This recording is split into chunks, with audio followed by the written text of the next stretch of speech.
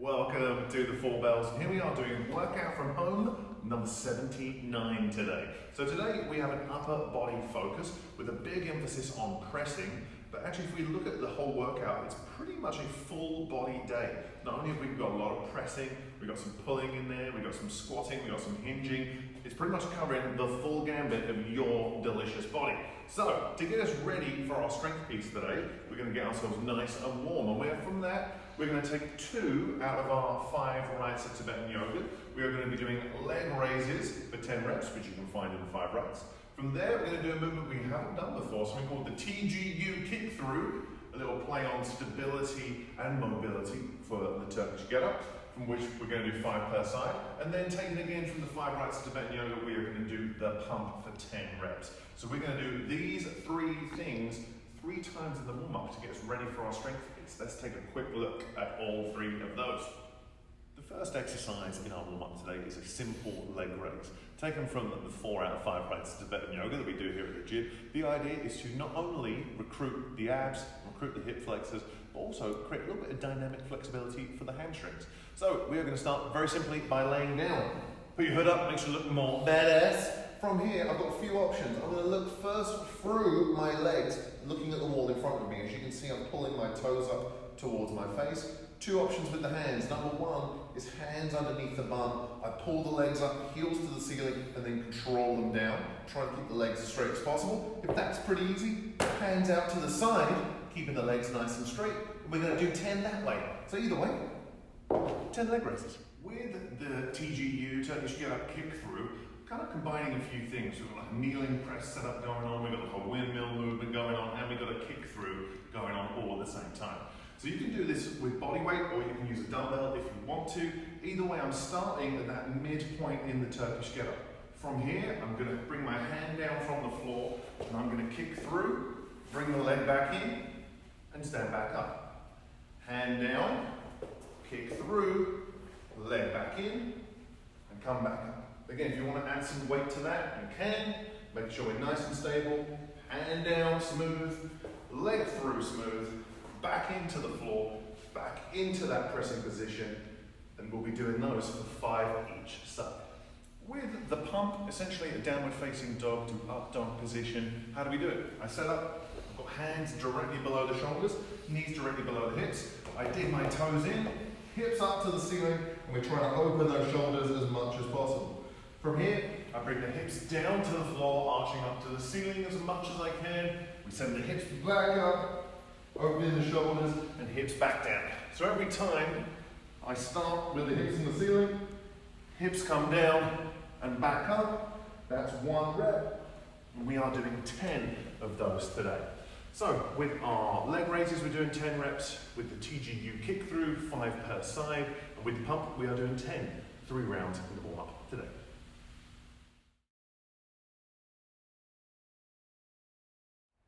With our strength piece today, we've got 2 things to look at. We are looking at a variation on Turkish get-up called the pressing Turkish get-up, and then we are also looking at some upper body pulling of some kind depending on what you have available to you.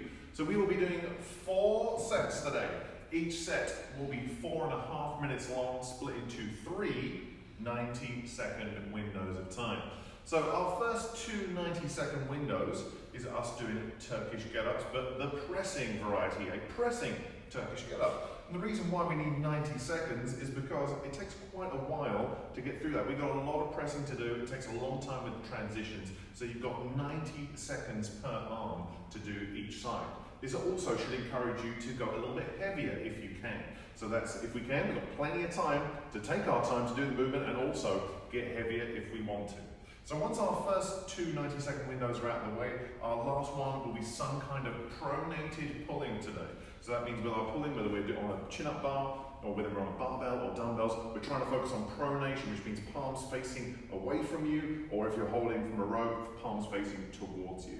So with that in mind, we're going to be looking at a little bit more of the forearm and a little bit more lat activation than we are bicep today. So that's what we should be focusing in our upper body pulling. So let's look at both of these and how they should go down in the strength piece today. A traditional Turkish get-up has 6 steps going from the floor to standing, and including standing, 6 coming back down to the floor. With the pressing Turkish get-up, we are going to press on 5 of those steps on the way up, not all of them. So follow me as we go through a pressing Turkish get-up together. I'm going to start with which shoulder do you think? We'll go left, just for funsies. I'll lay down. So I'm going to get myself into my starting position. So nice straight arm, leg to 90 degrees, other arm and leg out to 45. I'm going to bring the elbow down and press. We roll on to the elbow and press. Prepare to hear me say press a lot. Up onto the hand.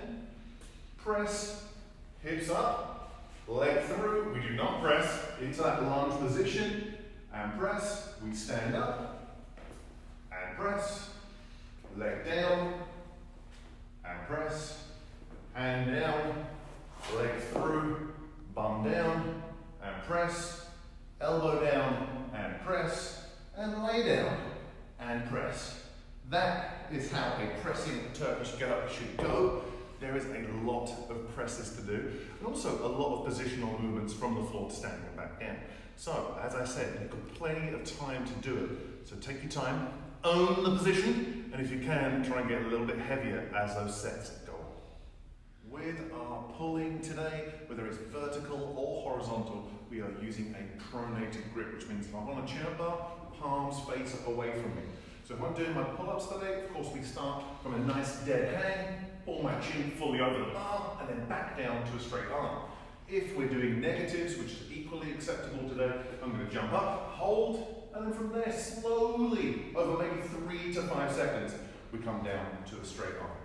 And of course, if you don't have a chin-up bar available, some kind of row would work very well. So that could be on a barbell. If you're lucky enough to have a barbell, we still use that pronated grip, which means in this sense, palms face towards me.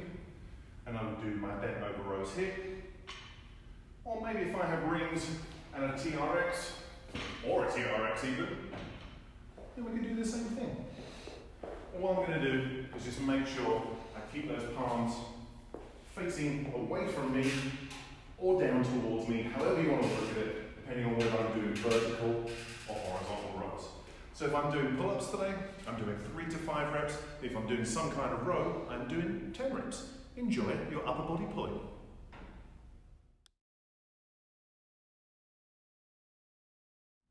With our conditioning piece today, we have 2 short and sweet little delightful little bite-sized chunks of fitness.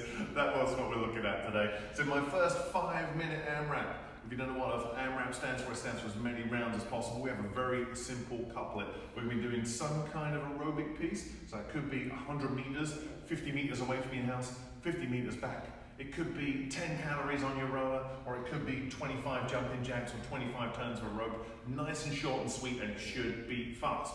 From there, I then come immediately into 10 one-arm thrusters. So I squat all the way down, push all the way overhead, but I only need 1 weight. As you can see, we're going to do 5 on one side, 5 on the other. So that'll be our first 5 minutes, back and forth, back and forth, back and forth. From there, I take a 2-minute rest before I come into my last and second 5-minute AMRAP. Same rules apply, 100 meters of some kind, 10 calories of some kind, 25 jumping jacks, and then 20 kettlebell swings. With the 20 kettlebell swings, ideally, we want to make sure that we have a nice hip drive, but also, what's the heaviest kettlebell that we have that we can do 20 reps in a row with. So let's look at both of these. It's a simple conditioning piece, but as we know, simple does not always mean easy. In our conditioning piece today, for both 5-minute AMRAPs, a very simple couplet. As I mentioned, you've got your 100 meters, 10 calories, 25 jumping jacks. Find whatever you have available to you, but it should be a short, sharp sprint. So it's not a recovery pace. We're only working out for 5 minutes and we've got a little break, so we really want to bring that pace. And my first AMRAP is a single arm thruster. So ideally, I have a dumbbell, but I can also do it with a kettlebell, you can do it with a slam ball, which is going to be a bit crazy. Maybe a cat, less crazy. Either way, I know if I'm holding the weight on one side, it's going to want to pull me off axis. So I've really got to brace the abs, make sure the obliques are nice and tight. Descend fully into my squat, drive overhead, back to the shoulder. We're going to perform 5 on one side, and then of course switcheroo, we're going to do 5 on the other. That's the first 5-minute AMRAP. 10 counts, 100 meters, jumping jacks, and 5 per side, sorry, not 10 per side, 10 total of a one-arm thruster. excuse me, sexy voice for a second there. In our second 5-minute AMRAP, we're going to do that same thing again, 100 meters, 10 cows, 25 jumping jacks, but we're going to do 20 kettlebell swings.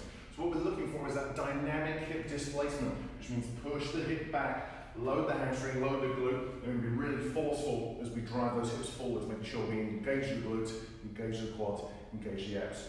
We pull in nice and tight, snap forwards, 20 beautiful kettlebell swings, ideally in a row, before we get back onto our aerobic piece. So 2 5-minute AMRAPs. First one is our aerobic piece, 100 meters, 10 cows, 25 jumping jacks, and then 10 one-arm thrusters. And the next one, same aerobic piece and 20 kettlebell swings. Have fun, let us know how you got on.